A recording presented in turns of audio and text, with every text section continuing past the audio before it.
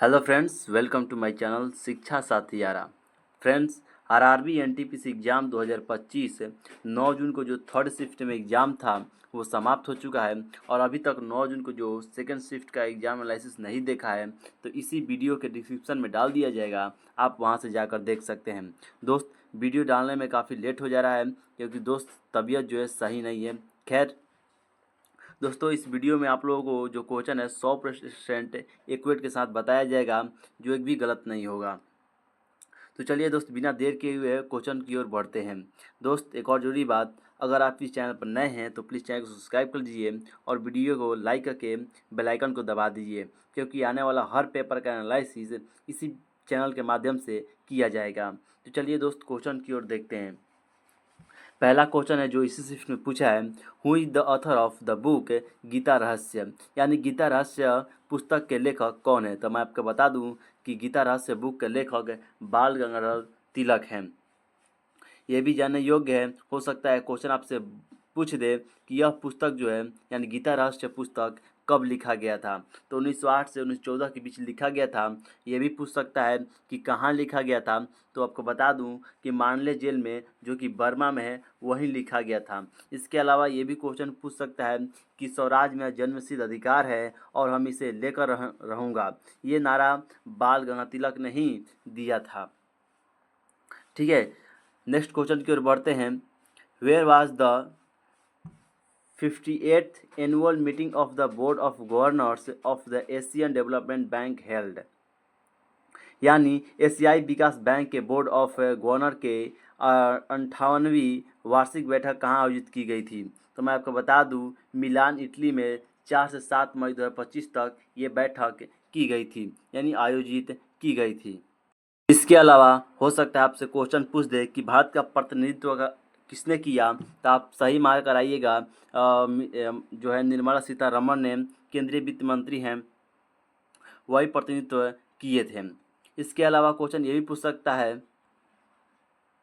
कि 59वीं वार्षिक बैठक 2026 से कहाँ आयोजित की जाएगी। तो आपका आंसर हो जाएगा शकरकंद, उज्बेकिस्तान, मई 2026 में। ठीक है, डेट सहित पूछ सकता है क्वेश्चन, कोई ठीक नहीं है। ठीक है, इसके अलावा क्वेश्चन ये भी पूछ सकता है 58वीं वार्षिक बैठक का विषय क्या था, यानी उसका थीम क्या था। कहने का मतलब थीम क्या था। ओके, तो शेयरिंग एक्सपीरियंस, बिल्डिंग टुमारो। ठीक है, अनुभव साझा करना, कल का निर्माण करना, ये इसका थीम था। तो ये भी आपको याद रखना है। अगला क्वेश्चन है, व्हाट इज द 104 यानी 104th constitution amendment related to, यानी 104 का संविधान संशोधन किससे संबंधित है। तो मैं आपको बता दूं, ये जो है 2020 के मुख्य रूप से लोकसभा और विधानसभा, क्या लोकसभा और विधानसभा में अनुसूचित जो जाति और जनजाति है यानी SC ST जो है उनके लिए आरक्षण के विस्तार से संबंधित है। ठीक है, यह एग्लो इंडियन के लिए लोकसभा और राज्य विधानसभा में सीटों के आरक्षण को भी समाप्त करता है। ठीक है, तो ये आपको सारे के सारे जो पॉइंट है वो डिनोट करने हैं। इसके अलावा मैं बता दूं, 104 संविधान संशोधन में लोकसभा और विधानसभा में SC और ST के लिए आरक्षण को 10 साल के लिए बढ़ाया। ठीक है, यानी मैं बोल सकता हूं 25 जनवरी 2030 तक बढ़ाया गया है। ठीक है, क्योंकि 2020 से स्टार्ट किया गया था और 10 साल इसमें ऐड किया गया, यानी 2030 तक, डेट सहित 25 जनवरी 2030 तक। ओके, यह संशोधन संविधान के अनुच्छेद 334 में संशोधन करता है। ठीक है, ये भी आपको याद रखना है। इसके अलावा मैं बता दूं, 105वां संविधान संशोधन मुख्य रूप से राज्य सरकार के सामाजिक और शैक्षणिक रूप से पिछड़े वर्गों के यानी SEBC की पहचान करने और उन्हें मान्यता देने के लिए शक्ति बहाल करने से संबंधित है। ये भी मुख्य पॉइंट है, मेन पॉइंट है, आपको याद रखने हैं। इसके अलावा ये भी समझ लीजिए, इस संविधान यानी बात कर रहा हूँ मैं 106वां संशोधन की, इस अधिनियम के अंतर्गत लोकसभा और राज्य विधानसभा के महिलाओं को 33% आरक्षण प्रदान करने का प्रावधान है। ये बहुत ही मेन पॉइंट है, सबसे ज़्यादा जो मेन पॉइंट है वो यही है मेरे दोस्त, इसको याद रखिएगा। ठीक है, महिलाओं को जो 33% आरक्षण प्रदान है वो 106 संशोधन से अधिनियम के अंतर्गत निहित है। ठीक है, नेक्स्ट क्वेश्चन है मेरे भाई, by which constitution amendment Delhi was made the nation capital territory, यानी किस संविधान संशोधन के द्वारा दिल्ली को राष्ट्रीय राजधानी क्षेत्र बनाया गया। तो आपको मालूम हो सकता है या नहीं भी हो सकता है, तो ये जान लीजिए 69वें संविधान संशोधन के अंतर्गत अधिनियम 1991 के अंतर्गत यह प्रावधान निहित है। ठीक है। इसके अलावा ये भी समझिए कि इसने राज्य के एक राज्य विधानसभा और मंत्रिपरिषद बनाई। ठीक है, ये भी मुख्य पॉइंट है। इस अधिनियम के तहत आदित्यनाथ झा दिल्ली के पहले उपराज्य बने। ठीक है, इसी अधिनियम के तहत क्या हुआ कि आदित्यनाथ दिल्ली के पहले उपराज्यपाल बने। ठीक है, संविधान के अनुच्छेद 239 रिपीट अगेन, संविधान के अनुच्छेद 239 ने दिल्ली में केंद्र शासित प्रदेश का दर्जा दिया। ठीक है, ये भी काफ़ी मेन पॉइंट है, इसे भी डिनोट कर लीजिए या अपने ध्यान में रख लीजिए। नेक्स्ट क्वेश्चन की ओर बढ़ते हैं मेरे ब्रदर। द गोल्डन ग्लोब्स 2025 यानी 2025 best foreign language film award went to, यानी 2025 गोल्डन ग्लोबल में सर्वश्रेष्ठ मोशन पिक्चर यानी गैर अंग्रेजी भाषा, ठीक है, गैर अंग्रेजी भाषा को पुरस्कार किसे दिया गया है। तो मैं बता दूं वो फिल्म है एमिलिया पेरेज। ठीक है, एमिलिया पेरेज को ये पुरस्कार, ये अवार्ड दिया गया है, जो कि एक गैर लैंग्वेज है, फॉरेनर लैंग्वेज है। ठीक है, इसके अलावा ये भी जान लीजिए यहाँ गोल्डन ग्लोबल 2025 के कुछ महत्वपूर्ण फिल्में हैं जिनको अवार्ड मिले हैं, वो भी जान लीजिए। हो सकता है नेक्स्ट जो शिफ्ट में या 10 जून को पूछ सकता है। देखिए, सर्वश्रेष्ठ मोशन पिक्चर का अवार्ड जो मिला है फ्लो को मिला है। सर्वश्रेष्ठ निर्देशक मोशन पिक्चर के लिए ब्रैंड कॉर्बेट ब्रूटलिस्ट के लिए मिला है। इसके अलावा सर्वश्रेष्ठ मूल गीत का अवार्ड मिला है एल माल और एलेमिया पेरेस के लिए। उसके अलावा ये भी जान लीजिए सर्वश्रेष्ठ अभिनेता का अवार्ड मिला है किस क्षेत्र में, तो मोशन और पिक्चर ड्रामा के क्षेत्र में। किसके लिए? एड्रियन बॉडी द ब्रूटलिस्ट के लिए। इसके अलावा सर्वश्रेष्ठ अभिनेत्री का अवार्ड मिला है किस क्षेत्र में, तो मोशन पिक्चर और ड्रामा के क्षेत्र में। किसके लिए मिला है? तो Fernanda Torres I am still here के लिए मिला है। सर्वश्रेष्ठ अभिनेता का भी अवार्ड मिला है किसके लिए, तो मोशन पिक्चर और म्यूजिकल कॉमेडी के लिए। ठीक है, उसके जोन में। और किसके लिए मिला है? Sebastian Stan a different man के लिए। ठीक है, उसके अलावा सर्वश्रेष्ठ अभिनेत्री के एक और अवार्ड मिला है जो कि मोशन और म्यूजिकल या कॉमेडी के क्षेत्र में। किसके लिए? डेमी मूर द सबस्टेंस के लिए मिला है दोस्त। नेक्स्ट क्वेश्चन है, भारत सैन्य और सीमा निगरानी बढ़ाने के लिए निजी क्षेत्र को मजबूत भागीदारी के साथ इसरो अगले 5 वर्षों में 52 निगरानी उपग्रहों को प्रक्षेपित करने की योजना बना रहा है, जिनमें से कितने सैटेलाइट प्राइवेट सेक्टर द्वारा बनाया जाएगा। तो देखिए, 52 निगरानी उपग्रहों में से आधे का निर्माण निजी कंपनियों द्वारा किया जाएगा। ठीक है, 52 निगरानी उपग्रह हैं जिनमें से आधे का निर्माण जो है निजी कंपनियों के द्वारा किया जाएगा, ये याद रखना है, ये आपके ऑप्शन में थे।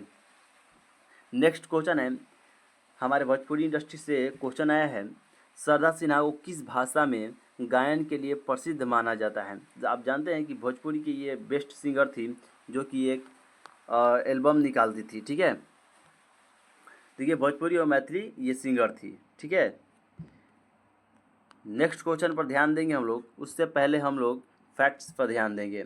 शारदा सिन्हा एक भारतीय लोक और हिंदुस्तानी शास्त्रीय गायिका थी। ठीक है, ये क्या थी? एक सिंगर थी। वे बिहार से थी और मुख्यतः मैथिली और भोजपुरी भाषा में गीत गाया करती थी। उन्हें बिहार के कोकिला कहा जाता है, ये मुख्य पॉइंट है मेरे भाई, इसे याद रखना। ये बिहार के कोकिला हैं, इन्हें बिहार का कोकिला कहा जाता है। ठीक है, ये याद रखिएगा।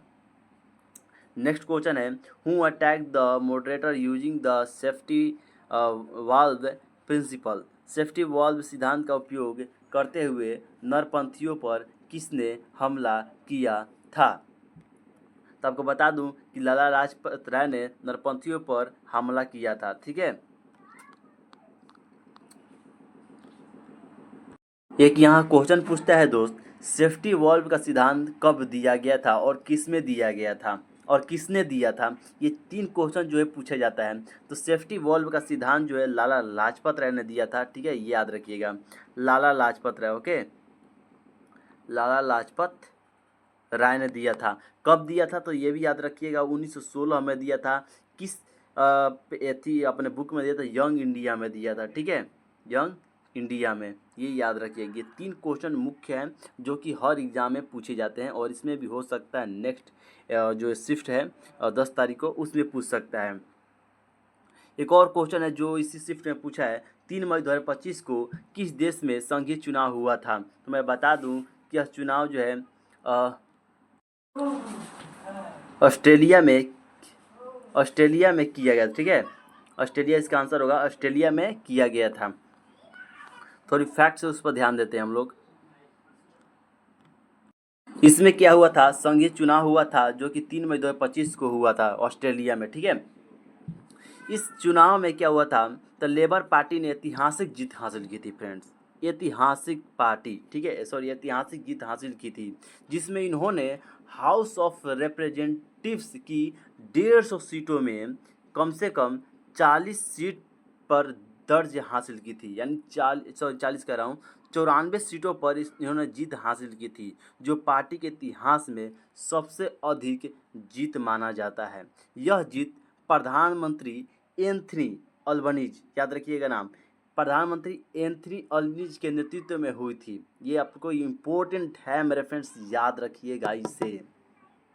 जिन्होंने विपक्षी लिबरल नेशनल गठबंधन के नेता पीटर डटन को हराया था, ठीक है। एंथनी अल्बनीज ने, याद रखिएगा जो मैं बोल रहा हूँ, एंथनी अल्बनीज ने जो पीटर डटन को हराया था इस चुनाव में, ठीक है। इस चुनाव के परिणाम स्वरूप लेबर पार्टी की दूसरी बार सत्ता में आने का अवसर मिला था, ठीक है, ये पॉइंट आपको याद रखना है।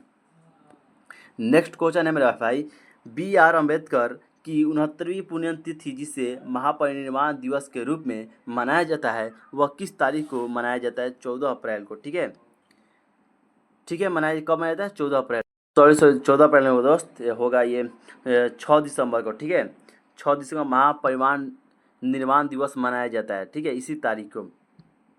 इस तारीख को यानी 6 दिसंबर 2024 को ही अम्बेडकर की 69वीं पुण्यतिथि को महापरिनिर्वाण दिवस के रूप में मनाया गया, जो 6 दिसंबर को है, ठीक है, 6 दिसंबर 2024, याद रखिएगा इसे, 6 दिसंबर 2024 69वीं पुण्यतिथि महापरिनिर्वाण निर्वाण दिवस, ठीक है, याद रखिएगा। नेक्स्ट क्वेश्चन है, एकेडमी 2025, यानी एकेडमी का फुल फॉर्म जो होता है वो याद रखिएगा, अफ्रीका इंडिया की मैरीटाइम इंगेजमेंट, ठीक है, ये इसका फुल फॉर्म है। किस बल से संबंधित एक संयुक्त अभ्यास है जो भारत और अफ्रीकी देशों के बीच समुद्र सहयोग बढ़ाने के लिए आयोजित किया गया है? तो आपको मैं बता दूं कि नौसेना जो है समुद्री सहयोग बढ़ाने के लिए नौसेना का गठन किया गया था, ठीक है, नौसेना इसका 20 सही आंसर हो जाएगा दोस्त, ठीक है। इसके अलावा मैं ये भी बताना चाहता हूँ, यानी ये एक्मी के याद रखिएगा, इसका फुल फॉर्म क्या होता है? अफ्रीका इंडियन की मैरीटाइम इंगेजमेंट, ठीक है, नामक एक नौसेना अभ्यास आयोजित किया गया था, ठीक है। ये क्या है? नौसेना का गठन किया गया था इसके नाम का, ठीक है। यह अभ्यास भारत और अफ्रीका देशों के बीच समुद्री सहयोग को मजबूत करने के लिए आयोजित किया गया था, ठीक है। नेक्स्ट क्वेश्चन है, राष्ट्रीय किसान आयोग यानी नेशनल कमीशन ऑन फार्मर्स की स्थापना किसने की थी? ठीक है, तो राष्ट्रीय किसान आयोग का गठन एस स्वामीनाथन ने किया था, ठीक है। एस स्वामीनाथन अगर आप मारे हैं तो आपका बिल्कुल सही है, अन्यथा गलत हो जाएगा। एस स्वामीनाथन राष्ट्रीय किसान आयोग के वर्तमान अध्यक्ष भी हैं, ये भी आपको ध्यान रखना होगा। राष्ट्रीय किसान आयोग का गठन कब हुआ था? डेट सहित अगर पूछ दे तो आपको याद रखना है 18 नवंबर 2004 को किया गया था। इसके अलावा एक और क्वेश्चन है जो इसी शिफ्ट में पूछा गया है, बर्ली किसान आंदोलन किस क्षेत्र से संबंधित था? तो महाराष्ट्र आपका सही आंसर हो जाएगा, महाराष्ट्र आपका बिल्कुल करेक्ट आंसर हो जाएगा, ठीक है।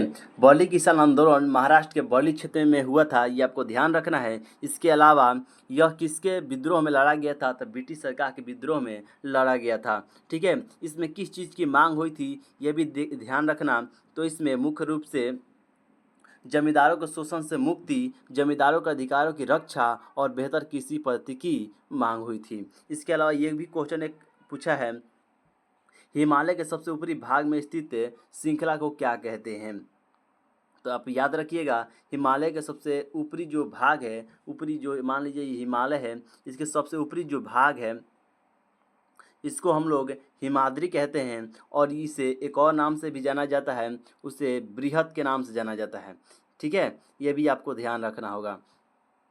इसके अलावा इस पर भी ध्यान देंगे हम लोग, हिमाद्री को बृहत हिमालय या आंतरिक हिमालय के नाम से जाना जाता है। ठीक है, हिमाद्री को बृहत हिमालय के अलावा आंतरिक हिमालय के नाम से भी जाना जाता है, ये भी आपको याद रखना है।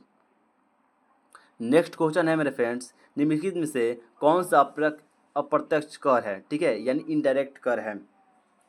तो उपहार तो हो नहीं सकता मेरे फ्रेंड्स, फर्मों के लिए निगम नहीं हो सकता, संपत्ति का कर नहीं हो सकता, वस्तु एवं सेवा कर, हाँ ये हो सकता है, वस्तु एवं सेवा कर। ठीक है, इसका डी सही आंसर है, वस्तु एवं सेवा कर ये हो सकता है, क्योंकि ये एक अप्रत्यक्ष कर है, यानी जीएसटी। ये ठीक है, जीएसटी क्या है?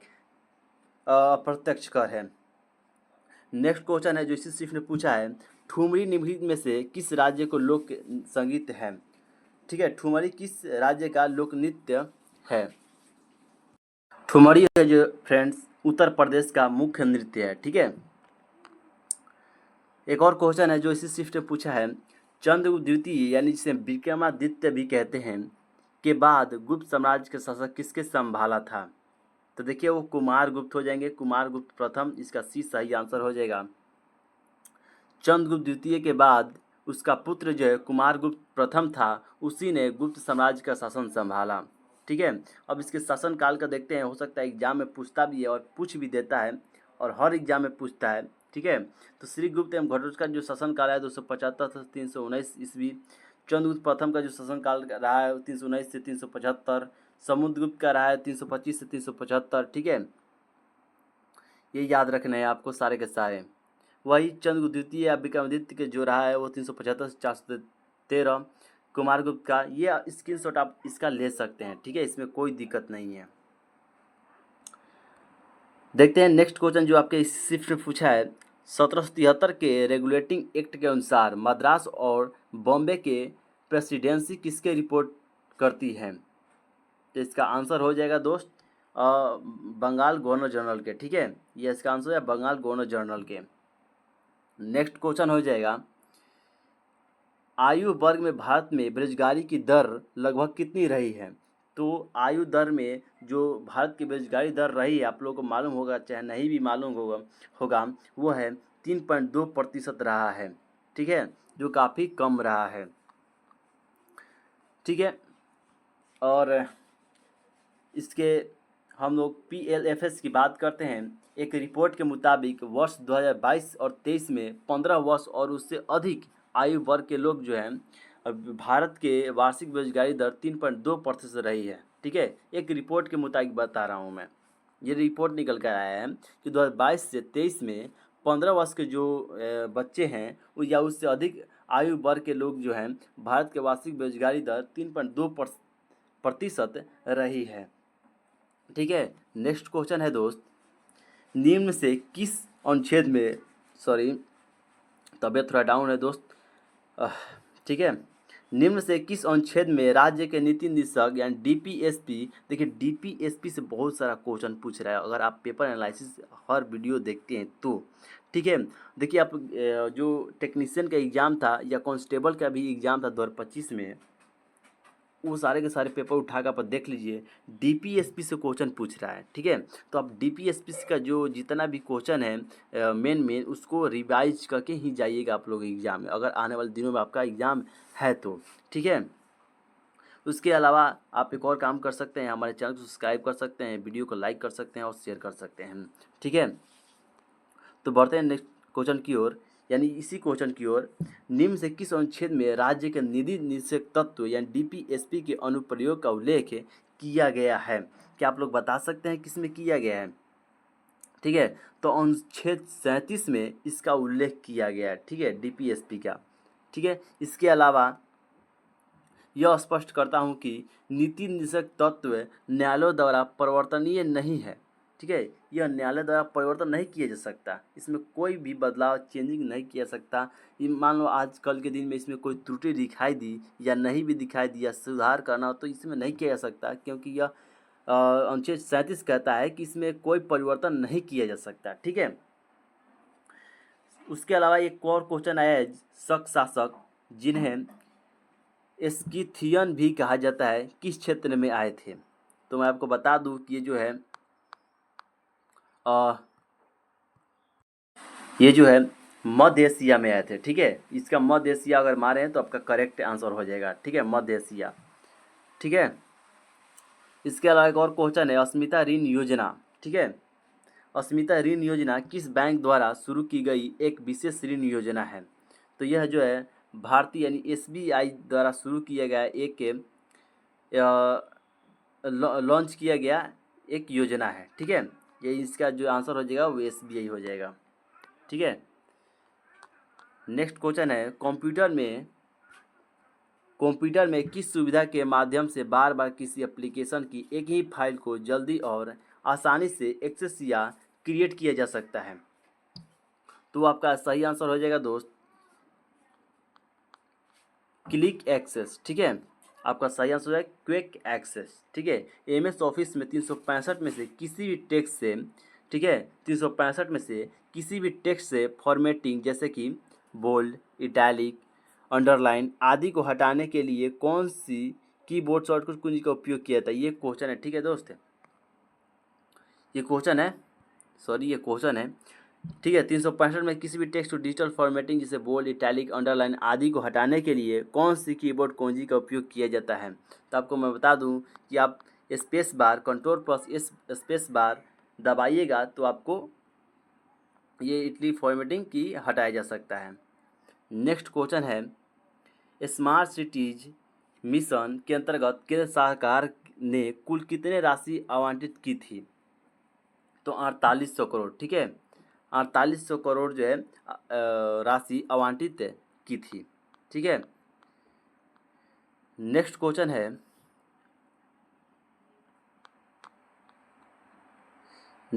है दोस्त, उत्तर प्रदेश सरकार ने दिसंबर 2024 में स्कूल स्तर पर कौन सी खेल प्रतियोगिता आयोजित की थी? ठीक है। तो आपका सही आंसर हो जाएगा दोस्त PM श्री स्कूल में खेल और संस्कृति प्रतियोगिता। ठीक है। PM श्री स्कूल में खेल और सांस्कृतिक प्रतियोगिता। नेक्स्ट क्वेश्चन है जो इसी शिफ्ट का है, what will be the popular of India by 2035? Bharat की जनसंख्या 2036 तक कितनी हो जाएगी? तो देखिए भारत की जो जनसंख्या 2036 तक 152.2 करोड़ यानी 1.52 बिलियन तक पहुंच जा सकती है।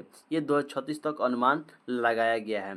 ठीक है। ये कब का रिपोर्टिंग टाइम बता रहा है? यानी 2023 का ये रिपोर्टिंग टाइम में बताया गया था। ठीक है। यानी 2023 के अनुसार ये आंकड़ा बताया गया है। नेक्स्ट क्वेश्चन है, which article of the Indian constitution is related to the directly principles of state police DPSP equal justice and free legal aid? यानी भारतीय संविधान का कौन सा अनुच्छेद समान न्याय और निःशुल्क कानून सहायता राज्य के नीति निर्देशक सिद्धांत यानी DPSP से संबंधित है? ठीक है, संबंधित है। तो आपका मैं बता दूं अनुच्छेद 39 का ये जो है उससे DPSP से संबंधित है। नेक्स्ट क्वेश्चन है, which of the following is not a part of CPU of a computer? निम्न से जो कौन सा जो भाग है CPU का जो भाग नहीं है? तो आपका मैं बता दूं कि CPU के 3 घटक होते हैं, ALU, ठीक है, एक होता है CU और एक होता है रजिस्टर। ये 3 इसके जो है मुख्य घटक होते हैं। इसके अलावा एक कैश मेमोरी भी होता है जो इसके घटक होते हैं। इसके अलावा कोई भी आपको ऑप्शन में दिया गया होगा तो वो इसका राइट आंसर हो जाएगा। ठीक है। ऑप्शन 4 में जो भी होगा वो उसका राइट आंसर हो जाएगा।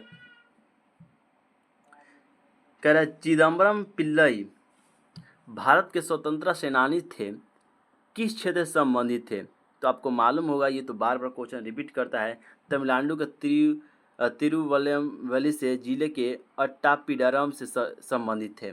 उन्होंने कप्पलोट्टिया तमिझन के नाम से भी जाना जाता है, ठीक है, ये भी याद रखना। उन्होंने मद्रास प्रेसिडेंसी में स्वदेशी आंदोलन के केंद्र में भी योगदान दिया था। खैर ये तो इम्पोर्टेंट नहीं है, ठीक है। नेक्स्ट क्वेश्चन है, नाउ डज मेजनर मल्ड बिनेव, यानी मिश्नर द्रव गैस अनुचुंबकीय या लौह चुंबकीय व्यवहार करता है। तो चलिए जानते हैं। सुपर कंडक्टर जो मिश्नर अवस्था में आदर्श के रूप से डायमैग्नेटिक होते हैं, फंसे हुए चुंबकीय प्रवाह के कारण पैरामैग्नेटिक व्यवहार भी प्रदर्शित करता है। तो इसका आंसर हो जाएगा पैरामैग्नेटिक व्यवहार करता है, ठीक है। दामोदर नदी किस पठार पर बहती है? ये क्वेश्चन आपके शिफ्ट में पूछा गया है। तो इसका उद्गम जो है दोस्त वो झारखंड के छोटा नागपुर पठार पर जो है खमरपत पहाड़ी से होता है, ठीक है। खमरपत एक पहाड़ी है, वहीं से इसका उद्गम होता है। यानी हुगली नदी में मिलने से पहले यह 368 मील यानी 592 किलोमीटर, ठीक है, 592 किलोमीटर दूरी तय करती है। नेक्स्ट क्वेश्चन है, मोहनजोदड़ो में एक साफ सुथरी दाढ़ी वाले व्यक्ति को मूर्ति बनाई गई थी, यह किस सामग्री से बनी थी? तो मैं आपको बता दूं कि यह तांबे और टीन से मिलाकर बनी गई थी, ठीक है। तांबे और टीन को मिलाकर कांसे से बनी थी, ठीक है। ये मूर्तियाँ जो है तांबे टीन को मिलाकर कांसे से बनी हुई थी। नेक्स्ट क्वेश्चन है, if a chord of a circle of radius 11 cm and centimeter is a tangent to another circle of radius 7 centimeter, both the circle weighing constant, then the length of chord, ठीक है। ये maths question पूछा है, इसका मैं solution नहीं करूँगा। अगर आप इसका सॉल्यूशन करके हमें कमेंट में जवाब दीजिएगा तो हमें काफ़ी अच्छा लगेगा, ठीक है। तो आप लोग इसका आंसर आप लोग कमेंट में दीजिए। हमारा प्रश्न खत्म होता है, हमें इतना ही प्रश्न मिले थे। अगर आपके आने वाले दिनों में भी एग्ज़ाम है तो आप लोग इस नंबर पर क्वेश्चन को रियल सेंड कर सकते हैं, ठीक है, जो कि 100% एक्यूरेट होना चाहिए। अभी तक आप लोगों ने इस चैनल को सब्सक्राइब नहीं किया तो प्लीज़ चैनल को सब्सक्राइब कर दीजिए और बेल आइकन को भी दबा दीजिए, क्योंकि आने वाला हर पेपर का एनालिसिस इसी चैनल के माध्यम से किया जाएगा। पल पल का खबर इसी चैनल से माध्यम से आपको दिया जाएगा। तो प्लीज़ चैनल सब्सक्राइब कीजिए, बेल आइकन को दबा लीजिए। मिलते हैं नेक्स्ट वीडियो में।